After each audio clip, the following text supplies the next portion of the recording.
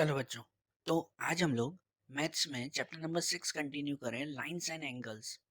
देखो, इस चैप्टर में कल हमने एंगल्स के सब रूल्स देखे थे ना, टाइप्स देखे, रूल्स देखे और एक्सरसाइजेस 6.1 हम लोग देख रहे थे, जिसमें एक्सरसाइज 6.1 में हमने दो क्वेश्चंस देखे थे, फर्स्ट और सेकंड। आज उसी में ही आगे कंटिन्यू करें। तो अब एक्सरसाइज 6.1 में क्वेश्चन नंबर 3 से शुरुआत करें। तो यहाँ पे ऐसा लिखा हुआ है कि in given figure angle P Q R equal to angle P R Q, then prove that angle P Q S equal to angle P R T. क्या लिखा हुआ है यहाँ पर कि P Q R equal to P R Q, ये दिया हुआ है। ये ड्राइंग जो देख रहे हो उसमें देखो पी क्यू आर, ये पी क्यू आर मतलब ये वाला एंगल हो रहा है, बराबर ना। अगर हम एंगल बनाए पी क्यू आर तो अंदर ये एंगल होगा, और P R Q, P R Q मतलब ये पी आर क्यू, ये वाला एंगल हो रहा है। ठीक है, अंदर के ये दोनों एंगल इक्वल है, तो हमें प्रूव करना है P Q S equal to P R T. P Q S, तो पी क्यू एस कौन सा एंगल हुआ, पी क्यू एस ये बाहर वाला एंगल, ये एंगल, और equal to P R T, तो पी आर टी पे यहाँ पी आर टी ये वाला एंगल।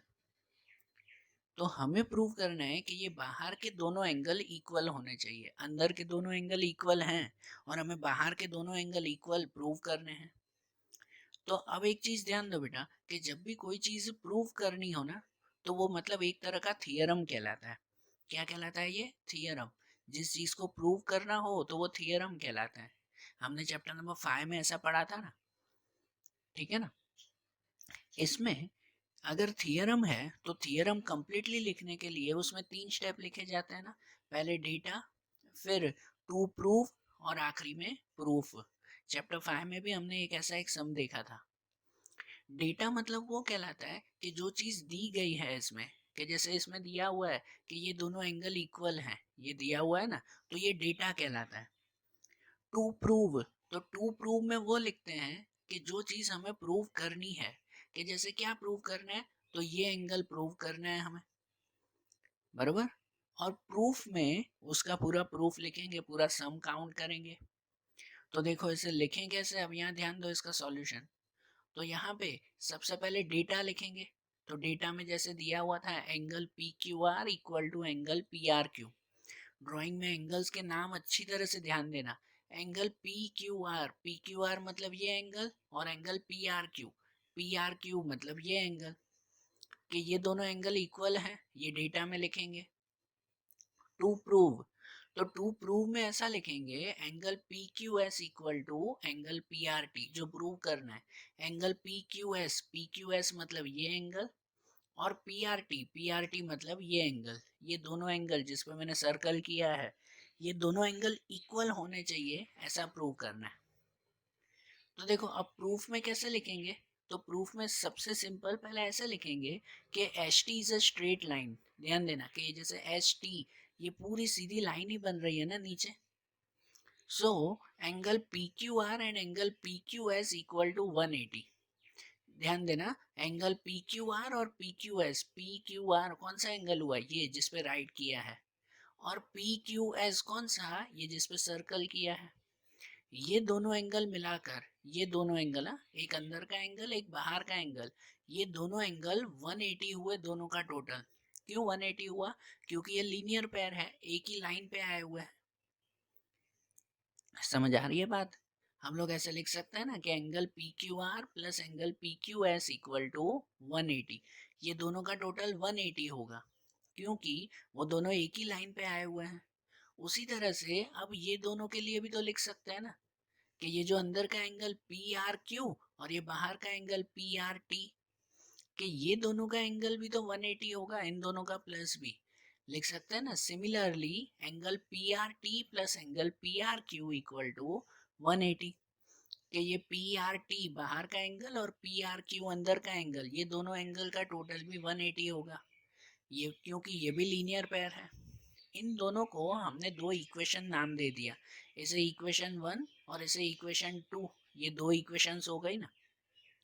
अब इन दोनों इक्वेशन में दोनों का टोटल 180 है, दोनों का टोटल 180 है ना, मतलब ये दोनों इक्वेशन इक्वल कहलाई। दोनों क्या कहलाया, इक्वल, कि अगर दोनों का 180 टोटल है ना, तो लिख सकते हैं कि फ्रॉम 1 एंड 2 वी हैव कि जो पहला एंगल है, पहले कौन से दो एंगल है, angle P Q R plus angle P Q S, angle P Q S plus angle P Q R equal to angle P R T plus angle P R Q, equal to angle P R T plus angle P R Q. ये दोनों कैसे कहलाए, equal कहलाए। क्यों ये दोनों equal हुए, क्योंकि इसका टोटल भी 180 है और इसका टोटल भी 180 है। अगर दोनों का टोटल 180 है तो मीन्स वो दोनों इक्वल ही हुए ना। समझ आई ना बात। अब ये दोनों साइड है, इक्वल टू के इस साइड और इक्वल टू के इस साइड, उन दोनों में दो चीजें और भी इक्वल है। यहाँ पे दिया हुआ ना कि but angle P Q R equal to angle P R Q which is given, bracket में लिख रहे हैं गिवन, कि यहाँ पे ऊपर ही दिया हुआ था कि एंगल पी क्यू आर और angle P R Q. Angle P Q are कहाँ पे है, इस साइड है, इक्वल टू के यहाँ पे, और एंगल पी आर क्यू कहाँ है, इक्वल टू के इस साइड है। तो एक इक्वल टू के इस तरफ और एक इक्वल टू के इस तरफ, अगर दोनों इक्वल हैं तो उन दोनों को कट कर सकते हैं। इक्वल टू के दोनों साइड अगर सेम चीजें होती हैं, सेम चीजें इक्वल थिंग्स होते हैं अगर, तो उन दोनों को कट कर सकते हैं। तो मतलब बचा क्या अब बाकी बचा एंगल पी क्यू एस और इस तरफ बचा एंगल पी आर टी। तो यहाँ पे लिख सकते हैं ना, so P Q S equal to P R T, जो हमें प्रूव करना था, बरोबर ना। हमें ये प्रूव करना था ना, जो प्रूव हो गया। समझ आई बात। ये जो भी प्रूफ दैट होंगे ना अभी आगे से, उन सभी प्रूफ दैट में सब में अलग अलग लॉजिक होगा, कोई भी सेम नहीं आएगा। तो हर एक का लॉजिक अच्छी तरह से ध्यान देना। अब ऐसे ही क्वेश्चन नंबर 4 देखें। तो फोर्थ में दिया हुआ है कि in given figure x plus Y equal to w plus Z, then prove that A O B is a line. यहाँ क्या दिया हुआ है कि देखो x प्लस वाई, कि ये x और y का टोटल, ड्राइंग में देख रहा है ना, ये x और y इन दोनों का टोटल, और यहाँ पे w और z इन दोनों का टोटल, वो इक्वल है। क्या दिया हुआ है, वो इक्वल। ये दोनों का टोटल इक्वल दिया हुआ है, कितना कितना है वो नहीं पता है, बरोबर ना। कि x प्लस वाई का जितना टोटल होगा ना, कि समझो x प्लस वाई का टोटल अगर 100 हुआ, x और y दोनों का टोटल, तो w और z का टोटल भी 100 ही होगा, बरोबर। दोनों का टोटल इक्वल है ऐसे बोला हुआ है। तो प्रूव करना है कि ए ओ बी सीधी लाइन है, A O B is a line, A O B straight line बन रही है। देख रहे हो ना, ये ए ओ बिल्कुल बीच में दिया हुआ है और आखिरी में ये बी, कि ये पूरी सीधी लाइन बन रही है, वो हमें प्रूव करना है। स्ट्रेट लाइन कब होती है, ए ओ बी लाइन कब बनेगी, कि जब इनका टोटल 180 होगा। यहाँ दोनों इक्वल तो दिए हुए हैं, ये तो बात सही है, लेकिन अगर दोनों का टोटल 180 हुआ ना, समझो x प्लस वाई 180 या तो y plus w plus Z भी 180, तो ए ओ बी लाइन होगी। क्योंकि सीधी लाइन कब बनती है, जब टोटल 180 हो, जब वो लीनियर पेयर हो तो। सही बात है ना। तो हमें प्रूव ऐसे ही करना होगा कि दोनों का टोटल 180 है कि नहीं वो बताना होगा। अगर 180 आ गया मतलब इक्वल है, बरोबर। तो देखो इसे प्रूव कैसे करें, इसमें भी पहले डेटा और टू प्रूव लिखना होगा ना। तो अब ये सॉल्यूशन देखना, कि सबसे पहले यहाँ पे डेटा लिखेंगे, कि डेटा में ऐसा दिया हुआ है x plus Y equal to W plus Z, ये डेटा में दिया हुआ है, बरोबर। उसके बाद टू प्रूव, टू प्रूव में लिखेंगे जो प्रूव करना है। प्रूव क्या करना है, कि A O B is a line, A O B सीधी लाइन है, ऐसा हमें प्रूव करना है। अब इसका प्रूफ लिखें। तो अब प्रूफ में ध्यान देना, ठीक है, अच्छी तरह से ध्यान देना इसमें, कि सबसे पहले ये जो चारों एंगल है ना, यहाँ जो आप ड्राइंग में देख रहे हो ना, ये x, ये y, ये z, ये w, ये जो चार एंगल है, ये चारों मिलकर एक कंप्लीट एंगल बनाते हैं। पूरा एक सर्कल जैसा नहीं बन जाता ये चारों को अगर मिला दे तो, x प्लस वाई जेड चारों, बरोबर ना। और एक कंप्लीट एंगल हो ना, तो कंप्लीट एंगल का टोटल हमेशा कितना होता है, 360 होता है।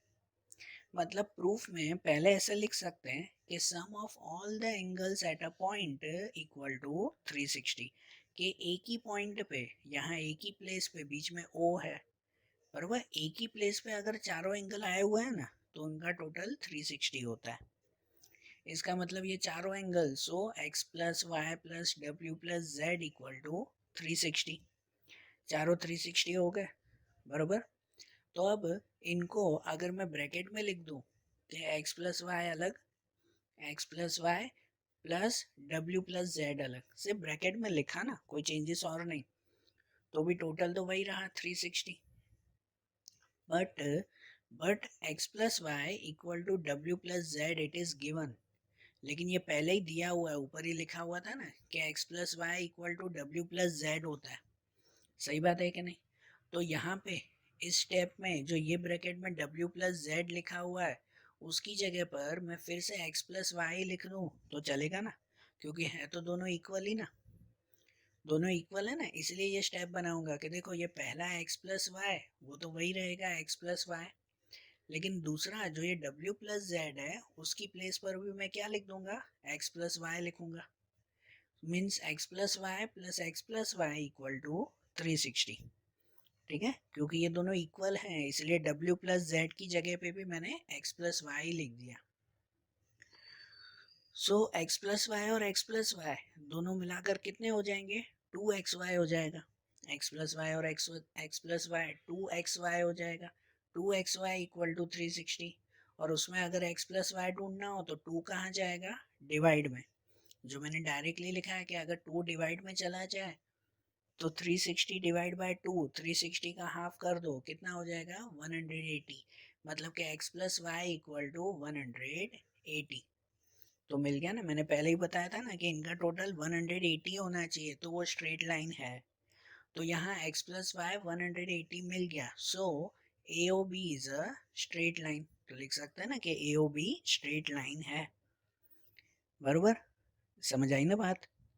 अब ऐसे ही इसमें क्वेश्चन नंबर 5 देखें, तो क्वेश्चन 5 में ऐसा दिया हुआ है कि in given figure P O Q is a line, यहाँ पे देखो ड्राइंग में पी ओ क्यू, नीचे एक सीधी लाइन बन रही है, ray O R is perpendicular to line P Q, ये ओ आर, ये लाइन जो देख रहे हो ना ये ओ, और ये ऊपर जा रही है सीधी लाइन आर, ठीक है, मैंने साइड में बनाई है, ध्यान देना जो ड्राइंग में सीधी लाइन है कि ये ओ आर लाइन बन रही है perpendicular to P Q, perpendicular मतलब कि ये सीधा 90 डिग्री बना रहा है यहाँ पर।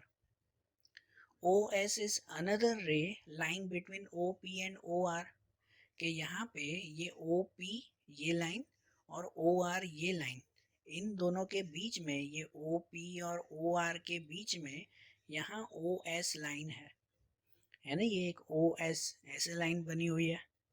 सो prove that our angle ROS is half of angle QOS minus angle POS, ठीक है, ये प्रूव करना है। अब देखो आप अलग से एक ड्राइंग में समझना है कि जैसे पहले लिखा हुआ था POQ लाइन है, ध्यान से समझना है सब, कि समझो मैं ऐसे ये ड्राइंग बनाऊं कि इसमें POQ ये P पॉइंट बीच में O और यहाँ Q, ऐसे ड्राइंग बनी हुई है ना, जो ray O R is perpendicular to line P Q, कि यहाँ पे ओ आर एक सीधी लाइन बन रही है, ओ आर जो परपेंडिकुलर है मतलब यहाँ पे 90 डिग्री बनाता है, and O S is another ray between O P and O R, कि ये ओ पी लाइन और ओ आर लाइन इन दोनों के बीच में ये ओ एस भी बना हुआ है, बराबर, यहाँ पे ओ एस भी बना हुआ है, तो हमें प्रूव करना है angle R O S, angle R O S मतलब ये वाला angle is half of angle Q O S minus P O S, जो क्यू ओ एस मतलब ये पूरा एंगल और पी ओ एस मतलब ये एंगल, इन दोनों का माइनस और हाफ, तो ये मिलता है, ये चीज हमें प्रूव करनी है। तो देखो कैसे प्रूव करेंगे, ध्यान से समझना है, इसमें पूरा सॉल्यूशन ध्यान से देखना। सबसे पहले प्रूव करने के लिए डेटा और टू प्रूव लिखते हैं ना, डेटा में तो जो क्वेश्चन में दिया हुआ है इफ वाला जो भी सेंटेंस है वो पूरा ही सेंटेंस लिखेंगे, कि डेटा में P Q R is a line, ray O R is perpendicular to line P Q, O S is another ray line between O P and O R, and to prove में भी जो prove करना है वही लिखेंगे कि angle O R S is half of angle Q O S minus P O S. अब proof में ध्यान देना बेटा, इन 3 स्टेप करके होगा और वो तीनों स्टेप अच्छी तरह से ध्यान देना। सबसे पहला स्टेप कि यहाँ पे P O Q is a straight line, यहाँ पे पी ओ क्यू वो सीधी लाइन है ना। सो यहाँ पे जो तीन एंगल बन रहे हैं ना, ये वाला एंगल, ये वाला एंगल और ये वाला एंगल, ये तीनों का टोटल मिलाकर कितना होगा, 180 होगा। क्योंकि नीचे ये स्ट्रेट लाइन सीधी लाइन बन रही है, तो ये तीनों एंगल मिलाकर पूरा 180 होगा ना, पूरा साथ में बनेगा ना, ये स्ट्रेट लाइन है। तो यहाँ पे लिख सकते हैं कि एंगल पी ओ एस मतलब ये पहला वाला angle, angle R O S, आप ड्राइंग में देखो ना ये आर ओ एस, तो ये दूसरा वाला एंगल बनेगा। And angle R O Q, R O Q मतलब ये आर ओ क्यू, ये बनेगा तीसरा वाला एंगल। कि तीनों एंगल का टोटल 180। अब इन तीनों एंगल में जो ये आखिरी वाला एंगल है ना, ये लास्ट वाला एंगल, ये लास्ट वाला एंगल 90 दिया हुआ है, लिखा हुआ है ना ये परपेंडिकुलर है, तो मतलब वो 90 दिया हुआ है, तो उसकी प्लेस पर हम लोग 90 लिखेंगे। बाकी के दोनों angle same, angle P O S plus angle R O S वही का वही, और यहाँ पे इसकी जगह पर 90 इक्वल टू 180। तो अब अगर ये दोनों एंगल खाली बताने हो ना, तो ये 90 वो कहाँ जाएगा, इस तरफ माइनस में, मतलब 180 माइनस 90 हो जाएगा ना, वो 90 माइनस में जाएगा ना। तो यहाँ पर अगर 180 माइनस 90 कर दो तो बचेगा कितना, 90 बचेगा। मतलब कि angle P O S plus angle R O S equal to 90, कि वो 90 हुआ ना इसमें, बरोबर। और अगर ये 90 आया, ये अगर जो है वो 90 आया, तो हम लोग ये पी ओ एस, ये जो एंगल है, उस एंगल को भी माइनस में ले जा सकते हैं। क्यों इसे माइनस में ले रहे हैं, क्योंकि यहाँ पे ये जो एंगल आर ओ एस हमें ढूंढना है, प्रूव क्या करना है, टू प्रूव में क्या दिया हुआ है, R O S equal to ये होना चाहिए, बरोबर ना।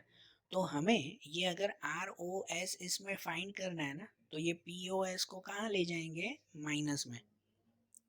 तो ऐसे हो जाएगा कि R O S equal to 90 minus P O S, इसे इक्वेशन 1 कह देंगे। ये पहला स्टेप हुआ, याद रखना है पहला स्टेप, कि R O S equal to 90 minus P O S, बरोबर। अब जैसे पहला स्टेप हुआ, अब ऐसे ही आगे चलते हैं कि अब दूसरी जगह पर ऐसे बता सकते हैं कि हमें दूसरा जो प्रूव करना है ना, वो क्यू ओ एस बताना था, हमें जो फाइनली प्रूव करना था उसके हिसाब से। तो उनके हिसाब से ऐसे लिख सकते हैं कि angle R O S plus angle R O Q equal to angle Q O S. यहाँ देखो एंगल आर ओ एस मतलब ये वाला angle, plus angle R O Q, angle R O Q मतलब ये वाला एंगल, ये दोनों एंगल अगर सिर्फ हम मिलाए ना, तो क्या बनता है, ये पूरा एंगल बनता है, एंगल क्यू ओ एस, ये बनेगा ना पूरा। ये दोनों को प्लस करो तो पूरा क्यू ओ एस कहलाएगा। ये क्यों लिया, क्योंकि देखो हमारा जो आखिरी आंसर है ना, जो हमें प्रूव करना है, ध्यान देना, जो प्रूव करना है उसमें आर ओ एस चाहिए, वो तो चाहिए ही, साथ में चाहिए क्यू ओ एस, प्रूव करने के लिए ये एंगल भी तो आना चाहिए ना। इसीलिए हमने यहाँ पर क्यू ओ एस लिया, और एंगल जो पी ओ एस चाहिए ना आखिरी आंसर में, जो प्रूव करना था उसमें, वो पी ओ एस हमने पहले स्टेप में ले लिया, जो एंगल का फर्स्ट स्टेप किया था उसमें ले लिया ना हमने। सो यहाँ पे angle R O S plus angle R O Q equal to Q O S हुआ, जिसमें आर ओ क्यू, वो आर ओ क्यू का आंसर तो 90 ही है, इसका आंसर तो 90 रहेगा ना। तो आर ओ क्यू की प्लेस पर 90 लिखेंगे, कि आर ओ एस वही आर ओ एस, और आर ओ क्यू की जगह पर 90 degree equal to angle Q O S. तो उसमें भी अगर हमें ये आर ओ एस फाइंड करना है, आगे देखो प्रूव करने के लिए आर ओ एस ही चाहिए, तो ये 90 को हम लोग क्या करेंगे, उस साइड माइनस में ले जाएंगे। मतलब ऐसे हो जाएगा कि angle R O S equal to angle Q O S minus 90, ये आ जाएगा ना, R O S equal to Q O S minus 90। इसे हम लोग सेकेंड स्टेप कह दें।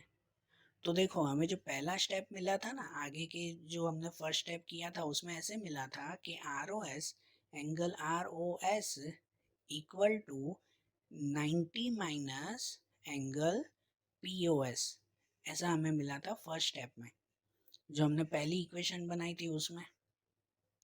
और जो दूसरी इक्वेशन बनाई उसमें ऐसा मिला, angle ROS equal to angle QOS minus 90।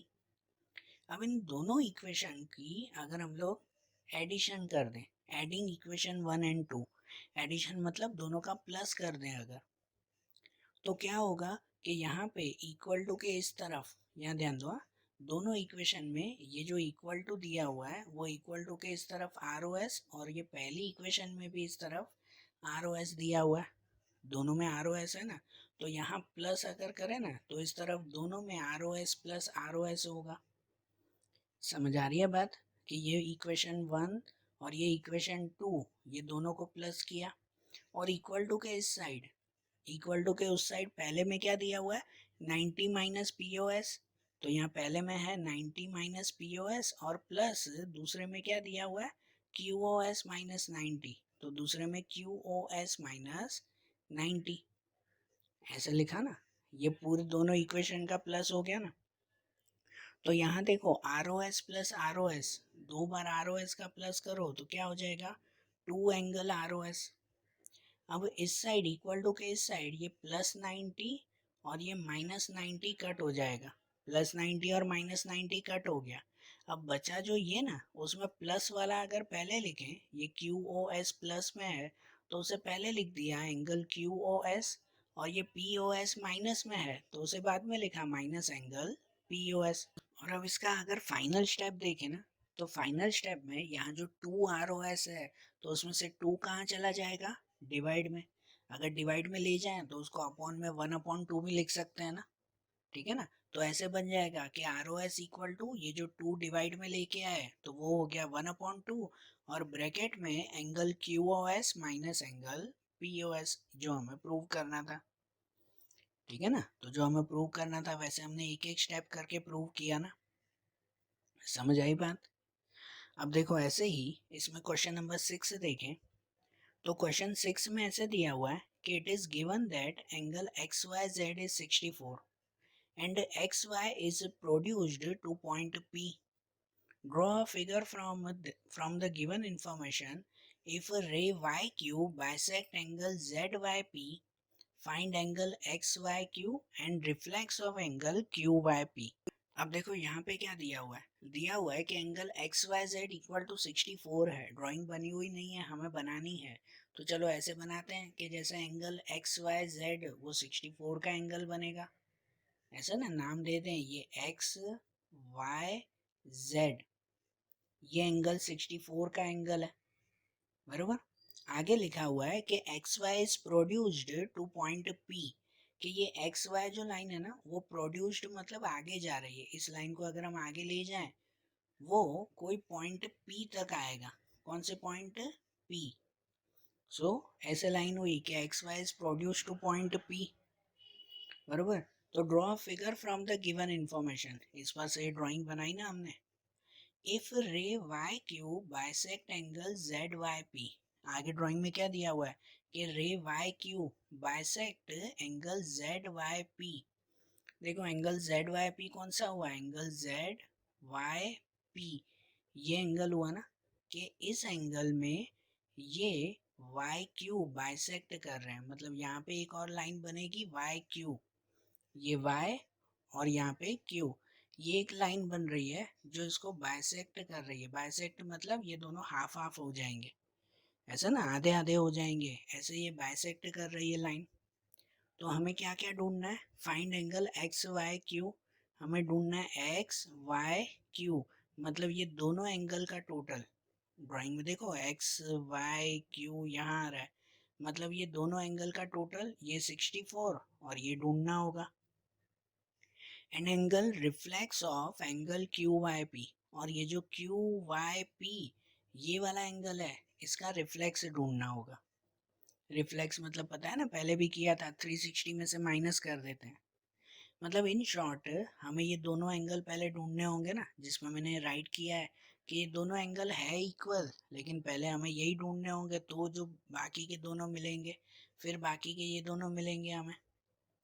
तो देखो अब ये कैसे ढूंढे, यहाँ ध्यान देना कि इसका सॉल्यूशन बताएं, कि ये जो ड्राइंग बनी हुई है अब, कि इस ड्राइंग पर से पहले लिखेंगे X Y P is a straight line, कि यहाँ एक्स वाई पी वो सीधी लाइन बनी ना, हमने जैसे ड्राइंग बनाई उस पर से। So angle X Y Z plus Z Y Q plus Q Y P equal to 180। अब स्ट्रेट लाइन बन रही है, सीधी लाइन बन रही है, तो तीनों का टोटल 180 होना चाहिए ना, कि एंगल एक्स वाई जेड, ये सीधी लाइन अगर है ना यहाँ पे, तो इस पर से ये एंगल एक्स वाई जेड पहला, एंगल जेड वाई क्यू, तो जेड वाई क्यू ये दूसरा एंगल बीच में, and angle Q Y P, तो क्यू वाई पी ये तीसरा एंगल, कि ये तीनों एंगल का टोटल वो कितना होगा, 180। ठीक है। So it is given that Y Q bisect angle Z Y P and X Y Z equal to 64। अब यहाँ एक चीज दी गई है कि ये जो वाई क्यू लाइन है, ये वाई क्यू लाइन वो बाइसेक्ट कर रही है। बाइसेक्ट मतलब ये दोनों एंगल हाफ हाफ और इक्वल इक्वल हो जाएंगे, दोनों एंगल इक्वल इक्वल होंगे ना, बराबर ना। और एक्स वाई जेड तो 64 है, तो यहाँ पे समझो कि ये जो हमने सेंटेंस लिखा उसमें एक्स वाई जेड, उस एक्स वाई जेड की जगह पे लिख सकते हैं 64, कि एक्स वाई जेड का मेजर 64 है। यहाँ पे angle Z Y Q plus angle Q Y P, ये दोनों जो है ना वो दोनों इक्वल हैं। क्यों इक्वल है, कि ये बाइसेक्ट कर रहे हैं ना, तो ये दोनों एंगल कैसे कहलाएंगे, इक्वल। और अगर दोनों एंगल इक्वल हैं तो हम दोनों का plus two angle Q I P लिख सकते हैं ना, दोनों को प्लस करो तो उसको टू क्यू आई पी लिखो या तो टू जेड वाई क्यू लिखो तो भी चलेगा। अगर दोनों सेम है तो दोनों को भले आप एक्स एक्स करके क्या लिख सकते थे, टू एक्स, जैसे किसी में एक्स एक्स सपोज करते हैं ना, तो दोनों को अगर एक्स सपोज करते तो भी एक्स प्लस एक्स क्या होता, टू एक्स। तो इसलिए अगर ये दोनों सेम है ना, तो दोनों को लिख सकते हैं two angle Q Y P, या तो बोले two angle Z Y Q, जो भी नाम लिखो उसमें है तो दोनों इक्वली। तो इसलिए ये एक्स वाई जेड की जगह पे 64 लिखा, और इन दोनों का प्लस मैंने लिख दिया two angle Q Y P equal to 180 है। अब उसमें सबसे पहले जो 64 है वो 64 कहाँ जाएगा, माइनस में, मतलब 180 में से अगर 64 माइनस करो तो क्या मिलेगा हमें, 116 मिलेगा। सबसे पहला काम तो यही ना। तो यहाँ पे यही रहेगा कि two angle Q Y P equal to 116। 180 में से 64 माइनस किया वो, और अब उसमें उसमें ये टू कहाँ जाएगा फिर, डिवाइड में, टू डिवाइड में जाएगा, मतलब 116 को टू से डिवाइड कर देंगे, कि 116 डिवाइड बाय टू कर दो तो क्या मिलेगा फिर, 58। मतलब angle Q Y P equal to 58 मिला, बरोबर। तो यहाँ समझो कौन सा एंगल मिला, क्यू वाई पी, ये आखिरी वाला एंगल मिला हमें 58। और हमें जो ये ढूंढना था ना, ये हमें ढूंढना था इसका रिफ्लेक्स एंगल। क्या ढूंढना था, इसका रिफ्लेक्स एंगल। मतलब कि अब अगर reflex of Q I P ढूंढे, जो क्वेश्चन में लिखा हुआ था कि reflex of Q I P, तो इस 58 को 360 से माइनस, मतलब 360 माइनस 58, तो कितना मिलेगा, 302। कितना मिलेगा वो, 302 मिलेगा, बरोबर। आई ना बात समझ में। और अब दूसरा क्या ढूंढना था, तो दूसरा ढूंढना था एक्स वाई क्यू। क्या फाइंड करना था, ड्राइंग में देखो एक्स वाई क्यू, मतलब ये दोनों एंगल का प्लस, ये दोनों एंगल का प्लस करोगे तो एक्स वाई क्यू मिलेगा। मतलब X Y Q equal to angle X Y Z plus angle Z Y Q. तो जिसमें से एंगल एक्स वाई जेड तो पहले ही दिया हुआ था 64, और जो एंगल जेड वाई क्यू है ना वो आपको 58 मिला। क्यों 58 मिला ये, कि यहाँ देखो कि ये क्यू वाई पी 58 ढूंढा था, कि अगर क्यू वाई पी वो 58 है तो उसके सामने ये भी तो 58 ही होगा ना। पहले ही तो बताया था कि ये दोनों एंगल इक्वल है, स्टार्टिंग में ही दिया होता ना कि ये बाइसेक्ट कर रहे हैं, मतलब ये दोनों एंगल इक्वल हो रहे हैं। तो ये 58 मिला था हमें, तो ये भी 58 हुआ। सो हमें जो ये एक्स वाई क्यू ढूंढना है ना, तो X Y Q equal to X Y Z, X Y Z की जगह पे लिखेंगे ये 64, और प्लस प्लस ये जेड वाई क्यू, तो जेड वाई क्यू की जगह पे लिखेंगे 58।